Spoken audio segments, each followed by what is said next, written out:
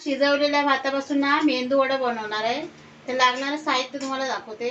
हा 1 वाटी भात घेतलाय, 1 वाटी तांदळाचं पीठ, 3 चमचे रवा, दही घेतलाय, 1 चमचा जिरं घेतलाय, मीठ घेतलाय आणि किसलेलं गाजर, ही बारीक चिरलेली मिरची, कढीपत्ता बारीक चिरून आणि कोथिंबीर बारीक चिरून घेतली. ते आता मिक्सरला